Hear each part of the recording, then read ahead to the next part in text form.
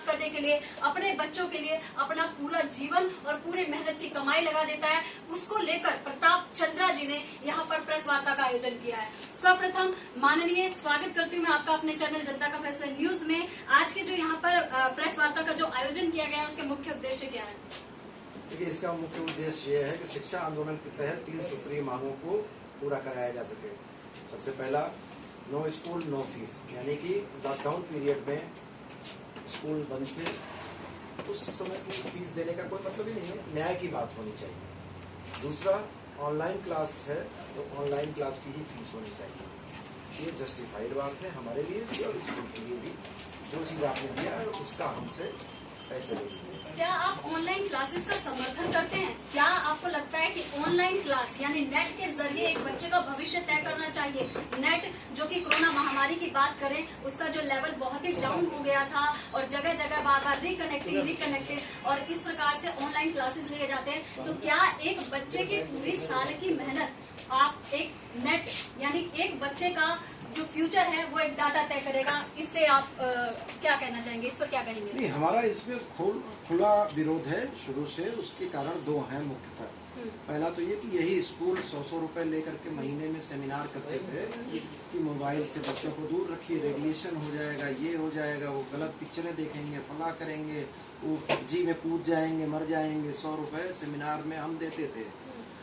Overnight, रातों रात जैसे नेताजी लोग बदलते हैं, वैसे ही स्कूलों के विचारधारा ऐसी बदली कि लगा कि पता नहीं कहाँ मंगल ग्रह से गिराई कि साहब व्हाट्सएप से पढ़ाएंगे। ऑनलाइन तो पढ़ाते तो फिर भी गनीमत थी, ऑनलाइन के प्रोसेस में तो ये पढ़ाते ही नहीं है। ऑनलाइन का प्रोसेस आप देखिए तो बड़ी जो लिंक्स हैं उनको देख करके आप ये व्हाट्सएप की पढ़ाई है, वो वहाँ से PDF भेज देंगे और आप उसको बच्चे को भेज दीजिए। अब यहाँ पे एक और बात है जिसको समझना होगा बहुत बारीक। हिंदुस्तान में जितने बच्चे निजी स्कूल में हैं उससे ज़्यादा प्राइवेट में हैं। 5वीं में ये भी, 5वीं में भी ये भी। ये तो नामामा से काने मामा अच्छे कम से कम चलो व्हाट्सएप से पढ़ रहे हैं। अब ये सब गए 6 में। अब ये तो भैया को तो दर्शन ही नहीं है मोबाइल क्या होता है सरकारी वाले को। अब ये दोनों यहाँ पे डिस्क्रिमिनेट होंगे। आपको अंदाजा है कि ये क्या हुआ? अंदाजा भी किसी को नहीं है। सरकार को तो छोड़ दीजिए, उनको तो अपने से फुर्सत नहीं है। ये अंदाजा ही नहीं किसी को कि क्या होगा यहाँ पे जब दोनों एक साथ आएंगे, जिसको एक को कुछ नहीं पता, एक को थोड़ा बहुत शायद जानता होगा, चाहे उसके माँ बाप सक्षम होंगे। इन दोनों का गलत है। ये दोनों जाना चाहिए 0 सेशन में। 0 सेशन में होना चाहिए। लेकिन चूंकि करोड़ों रुपए, 28,000 करोड़ रुपए दांव पे लगे हैं, तो इसलिए 0 सेशन में तो ये लोग पता नहीं कितनों को मरवा डालेंगे निजी स्कूल वाले। तो 0 सेशन के तरफ ही जाना चाहिए। यही इस देश का इंसाफ है। और चूंकि इंसाफ मिलता है टायर जलाने से, इंसाफ मिलता है स्कूल फूंकने से। 5 स्कूल फूंक देंगे जिस दिन 5 स्कूल फूंक देंगे उस दिन न्याय मिल जाएगा। और फूंकेंगे अभिभावक जब परेशान हो।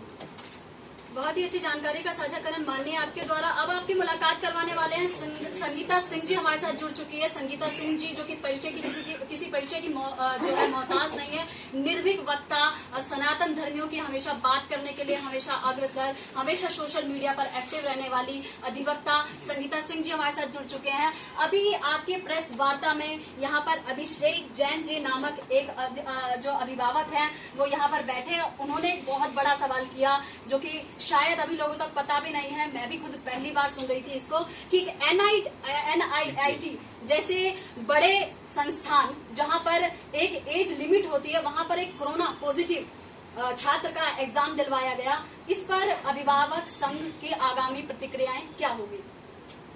अभिभावक संघ की जो प्रतिक्रियाएं हैं वो प्रताप जी के द्वारा आपको मालूम चल गई हैं। नीट का जहाँ नर्सरी से लेके और जो नीट के या MBA के या यूनिवर्सिटी के या UGC के जो भी एग्जाम्स हो रहे हैं, इस पर मैंने पहले बहुत आवाजें उठाई हैं और अपने सोशल मीडिया के माध्यम से मैंने बहुत आवाजें उठाई इस पर।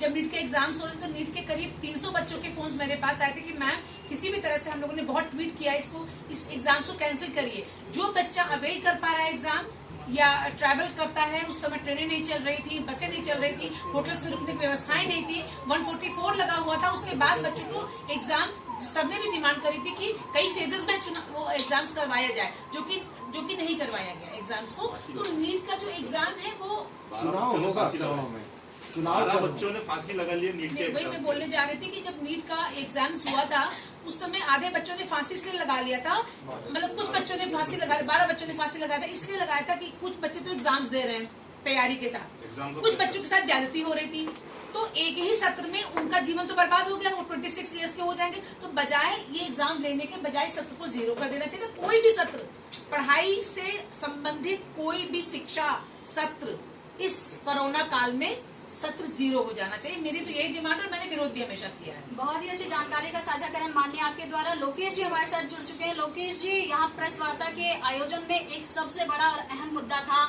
जिसमें यहाँ पर बड़ी घोषणा हुई, माननीय राष्ट्रीय अध्यक्ष प्रताप चंद्रा जी के माध्यम से नियामक आयोग बने। नियामक आयोग, अगर हम संक्षिप्त में जानना चाहें तो नियामक आयोग है क्या, और अभिभावक को नियामक आयोग बनने से क्या क्या फायदे होंगे? देखिए, वो रेगुलेटरी अथॉरिटी एक नया नहीं है, नियामक आयोग बहुत सारे बने हुए हैं, लेकिन रेगुलेटरी अथॉरिटी बनाते नियम निर्धारण करके एक अथॉरिटी बना दी जाती है जो डिस्प्यूट के या किसी भी ऑर्गेनाइजेशन को, जैसे आप बिल्डर्स के डिस्प्यूट आने लगे थे, बहुत ज्यादा वो हो गए थे, उसके लिए रेरा बनाया गया। ऐसे टेलीकॉम कंपनीज के लिए डिस्प्यूट आने लगे तो उनके लिए ट्राई बनाया गया।